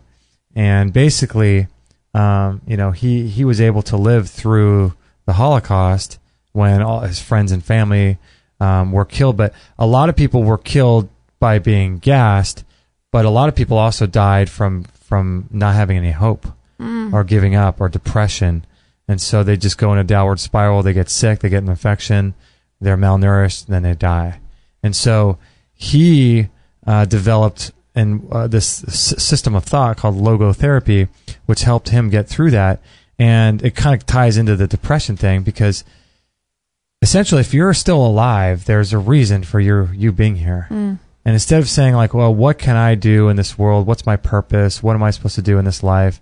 I don't know what my calling is. I don't know what I'm supposed to be doing. I don't know who I'm supposed to be, helping or working with, or I don't know what my passions are. I can't make money at my passions. I can't do any of these things. I'm sick. Instead of asking all those questions about how life can support you, you flip the whole thing around and ask, okay, what does life require of me? What talents do I have that life wants me to be alive for? So then you start flipping around and you start thinking, okay, I'm good at these things, these couple things, and, like these are things I could live with, or these are things I could choose to create a living by or help people do these things. And so it's asking, like, why are you here from the perspective of God or from life? If we're all here, we're not dead. There's a purpose for us. There's a reason we're here. And so figure out what that reason is, and then you can start doing what you love and helping people and stuff like that, I think, Great book. Yeah, I'm going to read that. Do we still have that in the show? I think we gave it away. I don't know if we gave it away, but it's Were really we cheap. decluttering and we just... Yeah, we did the decluttering. I hate when we do that. I love it, but hate it. I feel like that comes back, though, to... Like, I think you have to reach a moment, almost like a crisis point, tipping point, when you have to ask yourself, like Elwyn did, like, why am I here? And then I think almost to think... I mean, he sounds like he went on the spiritual journey and went that route before it started like flowing over into his health. Right. But I think, to me, for all the gray people that I seem to know in life that you've talked about, like, why am I here? Why is my purpose? I think just detoxing, starting there, has, I think, the most profound effect on being able to think clearly, maybe more rapidly help people. Because I think that once you get in that rut, my gosh, years can go by and you just don't feel any relief. So yeah, I think for me, I would say detoxing for people is the number one step to start to be able to find some hope. And then once you have hope can, I think, roll into a myriad of other, things. And, that's where the real healing happens. So yeah, it's almost like that, what he was talking about, if he's been focusing a lot on getting rid of the built up stagnation or the built up energies and heavy metals and food toxicity and energy and stuff. It kind of ties back into that story of the Golden Buddha. Oh, right. Where they were, I guess somewhere in the Far East in Vietnam or somewhere, they had a big statue of a Buddha that was made out of wood. Or so they thought, or clay actually. And it was raining and this thing was massive and they had to move it. And so during the time when they had all the workers, trying to move this thing, something cracked and they weren't sure what it was. And so when the guy, one of the workers was working in the middle of the night and he was shining his flashlight on it. And in the crack, he found of the Buddha that this golden reflection was coming through the clay. And so what the heck is that? Yeah, this thing was worth, something $300 billion or something like that. And so you can imagine they were just, shocked, completely shocked and terrified. They cracked it. But when they discovered that they could take the clay off, this whole thing was made of gold. Solid, wasn't it? Yeah. And so the people will talk about how that's the same with us, is that if you get rid of the stuff that's clinging on to us, like we talked in the show about the magnetic stuff, right. You get rid of all that stuff and you're going to be healthy and fit and vibrant, right? Seems like it. It does seem like it. I think the cracking, I think a lot of people just don't think they need to be cracked. I never did. I thought I was living this whole life and I thought that's kind of what life was until a few years ago. Just the ho-hum. This is how I'm meant to feel forever. I guess this is just my body just feeling this way. This is my destiny. This is how I'm supposed to be working. It's okay that I hate my job. I mean, what we settle for is pretty insane. I'm so happy at least I have a job. Well, that's good. That's an even bigger point because I think in this economy, especially, or whatever that means, like we buy into that too. We buy into whatever a lot of people just tell us is the truth when that might not even be the truth. But right. Same thing where I've been burned out of my hairstyling job for so long, but again and again, I just hear people saying, oh my gosh, I'm just so thankful I got a job, or I didn't think I'd ever be able to get a job and I just got one. So it starts to make you go, oh my gosh, what am I complaining about? But, again, it's all relative. And I think if you can just tap in and spend time breathing and going inward and through meditation and getting cleansed out, I think that the fear starts to subside and then you start to be able to look at things for what they are and not compare it to someone else's journey. And just because that's true, it's good for someone else or someone tells you it's good, I think you're able to kind of see through that and the crack starts. And then I think you realize that you are a solid gold chunk under there and you've been living with all this clay and things bogging you down and it hasn't been your real true self all along. Yeah, I imagine it's like carrying a weight of like a bunch of backpacks or a big football uniform or some crazy amount of weight that's stuck all over you. And once you get rid of that stuff, it's like it's not only can you move better, but you have more energy because you don't have as much to lug around, and getting rid of all that stuff. And so that's what I think is I like the work that he's doing. I love the work he's doing. Complete Detox Academy. That sounds really interesting. I'm going to check out a bunch of his videos after the show. Lionheart Herbs, Elwyn Robinson. That was really cool. I really wanted to ask him where he came up with that name. I love it. I know. I was going to ask him after a break, but then I wanted to get into that question, the listener question. But that was really cool. There's too much good stuff. Complete Detox Academy. I love that. I know. I love that stuff. I know what I took away from the show is I need to start breathing better. I really think I need to start doing that. I know I do. Yeah. I think that you and I were talking a little bit earlier in the week about how we carry these tensions. Like I carry them on my shoulders. I'm always like holding my stomach in. I'm not breathing right. I'm holding it in my shoulders. And it's like until I feel like at night on the biomat is when I really get into my real true breathing, my real rhythmic breathing, my true connection with myself and with God. Right. And that's when I realized at that point I've been carrying around those things all day, the heaviness of the world and the weight. And I just need to, I think once you start going into that space of, reconnecting with your breath in real life, not just in a yoga class, but throughout the day, becoming aware and checking in with yourself of where you're at, I think then the real change can happen because throughout the day, you're like, okay, I'm carrying my shoulders this way or I'm holding my stomach in. And if you continually get in the pattern of checking in and letting those go, you're not letting it build up. You're actually letting it go at smaller amounts throughout the day. And then I think it's like your posture. You start becoming aware of it. You become aware of it. Once I've been working with Dr. Bergman on my shoulders and things like that. And once you're aware, it's just creating the awareness that real change happens.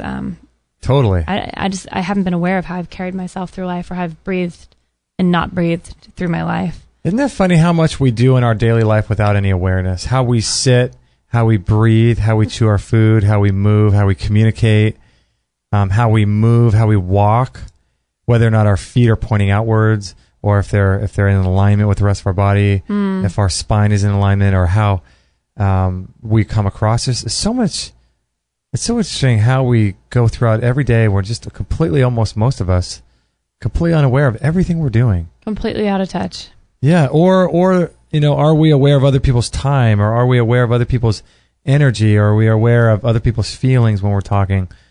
It's I don't know. I think that's part of the journey of becoming on this quest, is becoming more aware of how you're affecting other people's energy and how you're affecting other people's mindset, and how your words and your communication skills and how they affect other people's psyches and emotions, and becoming aware of everything you're doing. I used to think that sounded such like a bunch of crap. Really? Yeah, this awareness. I'm like, what is being aware going to do for anything, But in that sense, I think being aware causes action. Yeah. It's different than, like we talked about on the Free For All Friday, the ALS Ice Bucket Challenge, creating awareness. Well, that awareness doesn't do anything. Everyone's aware that it exists. But when you're actually, this kind of awareness within yourself, I think is a true awakening. And that's the difference, is like you make the changes. The awareness calls you to action, and you respond, because you can't look at life the same as you did before, Right, or like what you were saying during the show, the organ awareness. Remember that? The organ awareness. You know what?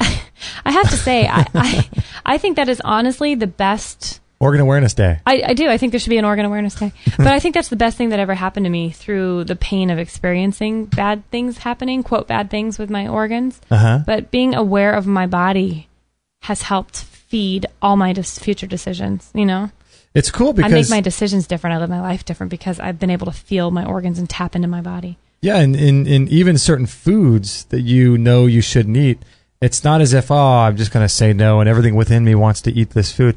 It's like, no, I know this is going to make me feel horrible. So since I'm aware of that, I don't, like, the desire to eat that food is just gone. Right. I don't even have a desire to eat anything like that or hang around with certain people, because the desire is gone because you know what it does to you. Mm-hmm. Well, I even became so aware, unfortunately, through my liver, acting up for years and years, that wine isn't a good trigger for helping. It's not going to help. Right. So I gave that wine up for a very long time, and I rarely partake now, but I was so aware and connected with my organs that I would actually be feeling pretty good and think about having wine, and my liver would start acting up. It's Really? like I felt like my organs connected to my brain for the first time I listened. Wow. So you don't want to get away, quote, with things, because you're not getting away at all. You're not, you're not tricking your mind or your body. They're completely connected. Completely so in tune with how that works. Isn't that fascinating that you actually had that and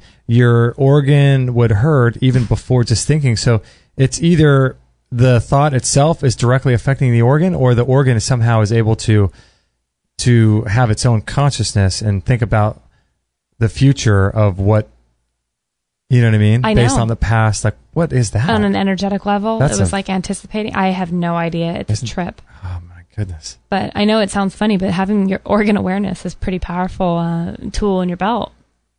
Yeah, that's really cool. Well, hopefully you guys enjoyed that show. That was a doozy. Fun. That was a doozy. That was a wing dinger. Who are you, old man? It was a wing dinger. It was a wing dinger. So that was episode 324, and what we'll do is we will put all the show notes and everything in the show notes and the links and all that stuff. So if you want to look at any of the stuff we talked about, like the Biomat or any of the EM wave or anything that we talked about during the show, we'll put links in extremehealthradio.com/324. And don't forget to sign up to a newsletter if you guys want and join the thousands of people who have done so. We send you a free ebook, Lessons from the Miracle Doctors. If you want to buy that, you can get it for $20 on Amazon, but we'll send it to you for free. And also, if you guys could, this would be really helpful to us, to Kate and I. It takes relatively no time at all, about like a minute. But if you could go to iTunes and leave us a review and a rating and subscribe to us, that would be so helpful. That would be just amazingly helpful. So we'd appreciate that so much. It doesn't seem like a lot, but apparently it's huge for us. It is a big deal. Yeah. The more reviews and ratings we have in iTunes, and I know what it's like. Sometimes people think, oh, other listeners will do it, but every person matters. So if you can do that, that would be really helpful. And also, if you want to buy through Amazon, through any of our Amazon links at the top right of our website, that also helps us as well. If you're already going to be making purchases over on Amazon, please go through our link, or maybe bookmark the page and send it to your family and friends, our link too, so that they could buy through our Amazon link. Then also, we have an amazing store with awesome products in there. So don't we? Yeah, really cool stuff. If you guys are in the market for some coming up holiday purchases, please keep us in mind and keep your health in mind. Yes. It's funny what we like for Christmas now versus what we wanted for Christmas 5 years ago. I know, right? The other day I was looking at, I don't think I've told you this, Kate, but we have the Qigong course, yeah. From Tristan. But he's also got these magnetic plates that are like 32 or 5,000 Gauss strength magnets, or just really, and he's got these plates that with rubber things you can put around them. And so you do the Qigong on top of the magnets. Oh my goodness. And you can buy them through Tristan's thing, and it looks really cool. So let me guess. Is that on your Christmas list? That's on my wish list. You better start writing these down, because at the last minute I'm like, crap, what did he say 10 shows ago? I don't remember. Wow, that sounds intense. That pretty sounds cool. Pretty funny stuff. Very cool. Yeah, things change when you get into health. You start wanting magnets. I love it. And parasitic lenses. And you know what? It's even weirder. I don't think it's weird anymore. Well, thank you everybody for being on the show. Please pass it on to your friends if you found this show helpful. We'd appreciate that a lot too. And we're always here for you. Please let us know if we can ever help in any way. And I think that's a wrap, right, Kate? I think, as they say in the radio business, that's a wrap. That's a wrap. All right. We will, I don't know, I guess tomorrow I'll catch you guys on the next episode. And we Wednesday. had so much fun. Oh, yeah, you're right. Today's I'm off. Monday. Yes, we'll see you guys Wednesday. And thanks so much for being part of it. We'll catch you on the next episode. Hey, everybody. This is Josie, Justin's mum. Don't tell him, but I know he would absolutely be really happy if you would sign up to his free weekly newsletter. And don't forget to share this with all your friends. This is the buzzing bumblebee signing off. That was so good. Hello.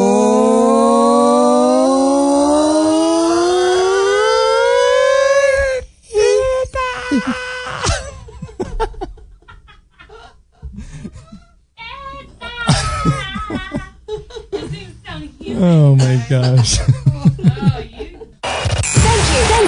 Thank you for listening to this episode. It's time to go for now, but our mission does not end with this show. Justin and Kate will be back with another interview packed full of ideas, discoveries, and unique ways to regain your health. Head on over to extremehealthradio.com/subscribe and instantly download our free gift too that contains cutting-edge strategies to start making healthy lifestyle changes today. No material on this blog is intended to suggest that you should not seek professional medical care. Always work with qualified medical professionals, even if you educate yourself in the field of live food, nutrition, and alternative medicine. I'm not a doctor, nor am I offering readers medical advice of any kind. None of the information offered here